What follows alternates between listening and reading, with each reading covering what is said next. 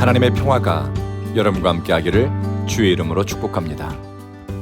오늘 우리에게 주시는 하나님의 말씀은 마태복음 5장 1절부터 3절 말씀까지입니다. 마태복음 5장부터 8장까지의 말씀을 예수님이 산 위에서 사람들을 가르쳤다고 해서 산상수훈이라고 부릅니다. 산상수훈은 예수님의 천국복음이 지향하는 가치와 또 신앙의 핵심을 담고 있습니다.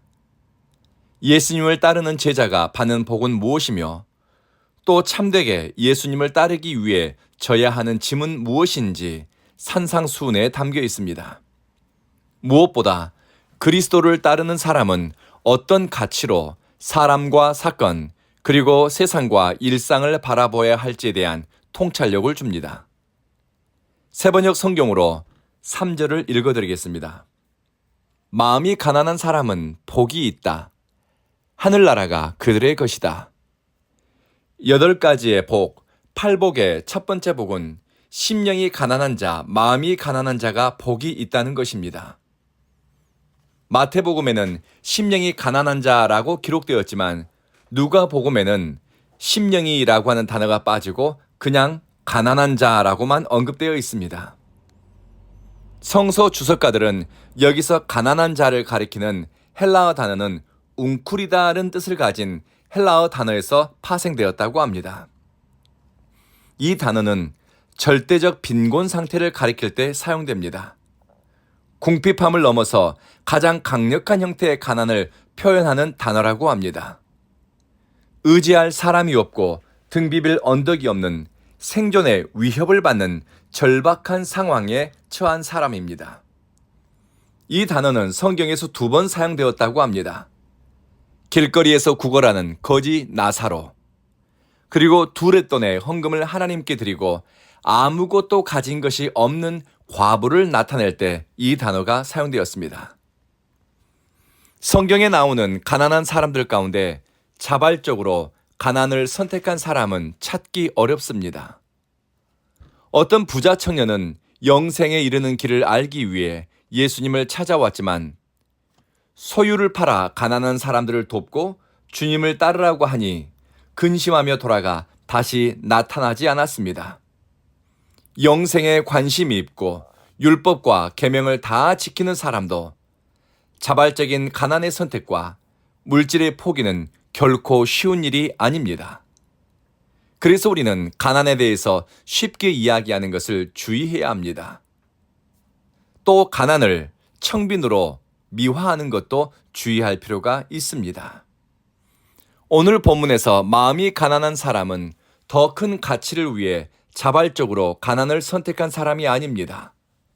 가난하게 태어났거나 빈곤을 대물림해야 하는 상황에 처한 사람입니다.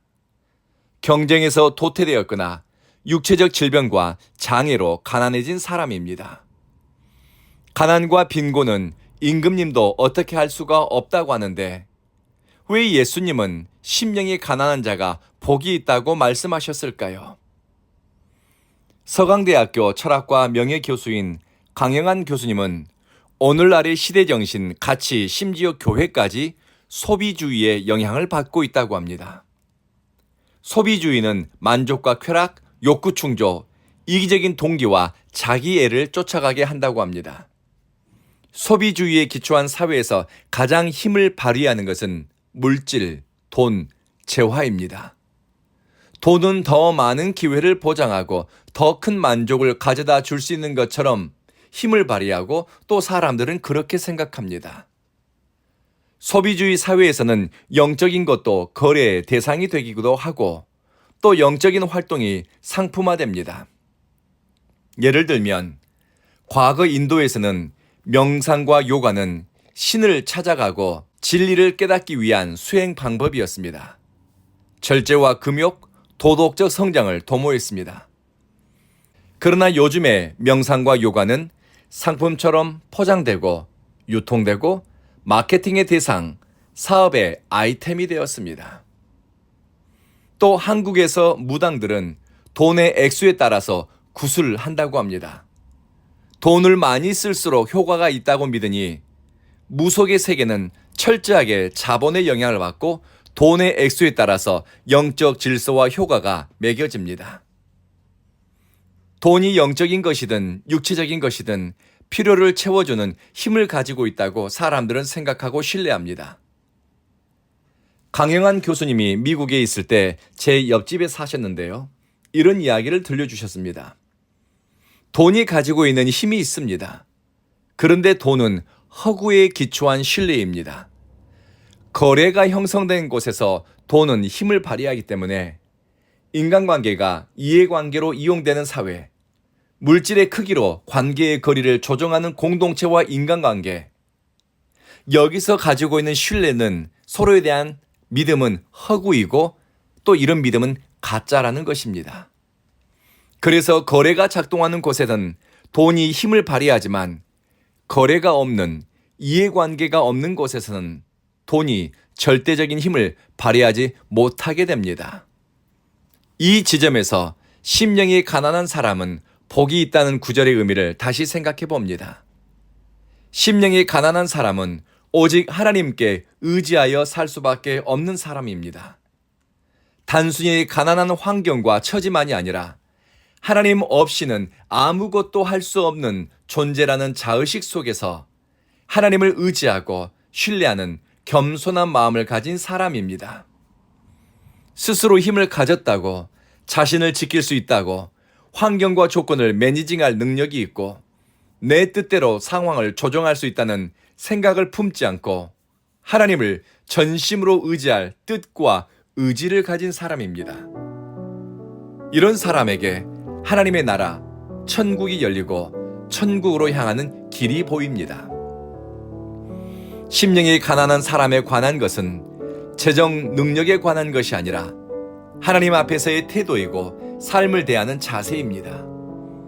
하나님을 신뢰함으로 자신의 삶과 기회를 맡기고 소비주의가 욕망을 부추기는 시대 정신에 저항하면서 하나님과 거룩한 사귐을 기대하며 하나님의 임재 안으로 나가는 사람에게 의와 평강과 기쁨의 나라인 하나님 나라가 주어집니다. 절대적인 힘을 가진 것처럼 역사하는 돈의 권세가 약화되는 지점은 거래 관계를 줄이고 은혜의 공간을 늘리는 때입니다. 그리고 사랑의 가치를 쫓아 선택할 때 우리는 하나님과의 관계에, 사람과의 관계에 하나님 나라의 가치가 자라는 것을 보게 될 것입니다. 말씀을 마치겠습니다. 하나님 나라의 문이 열리는 첫걸음, 하나님 나라로 향하는 신앙의 첫 단추를 꿰는 것은 하나님 없이는 살 수 없음을 인식해 교만함과 자기 의를 내려놓고 하나님을 전적으로 전심으로 의지하는 것입니다. 기도하겠습니다. 자비하신 주여, 우리 안에 은혜의 공간을 넓힐 수 있는 길에 대해 고민하고 생각하면서 갈 수 있도록 지혜와 명철을 주십시오. 우리에게 열리고 다가오는 하나님 나라에 합당하도록 생각과 의식이 변화되게 하시며 하나님 나라의 가치를 쫓아 살아가기 위해 주어진 시간과 기회를 어떻게 사용해야 할지 삶의 원리들을 예수 안에서 재설정하게 도와주십시오. 사랑하는 주님, 온 교회는 주님을 사랑하는 예수 그리스도를 따르는 제자의 삶을 살기 원하는 성도들의 교회 되게 하소서. 예수님의 말씀에 귀를 기울이게 하소서.